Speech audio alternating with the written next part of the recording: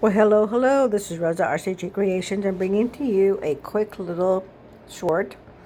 I made some. I made a link. I made a video of making homemade quiche with. I bought store-bought pastry, and as you can see, I ate my other pieces. But I wanted the reason for my video was I cut these all up in little bite-sized pieces, enough for me to have a snack on. This is my breakfast meal. And this is made with ham, bacon, eggs, cheese, onions, bell peppers. So I put a bunch of goodies in it. But the reason for the video is I wanted to show you is it's still very crunchy. And all I did was put it in the microwave, heated it up for about a minute. This is my last bite. As you can see, I've gone all through all this. I think I had like 4 pieces. Okay.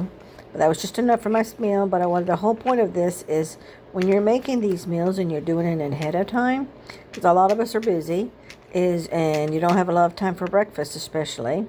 Because if you're like me, I wake at the very last minute where I have just enough time to get what I have to get done and nothing extra and stuff. So, FYI, this is really, really good. The crust is still crunchy. In fact, see that? Look at that. It's still keeping its pace. It's not falling apart. It's still keeping everything. And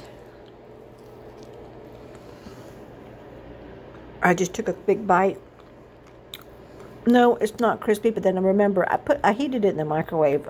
We don't have a toaster oven here at the office, so I just wanted to give you a heads up that this is definitely a win-win. And make some of these in ahead of time, and then you can have your breakfast for the whole week. This was frozen 3 weeks ago, and I just took it out today. So I just want to let you know.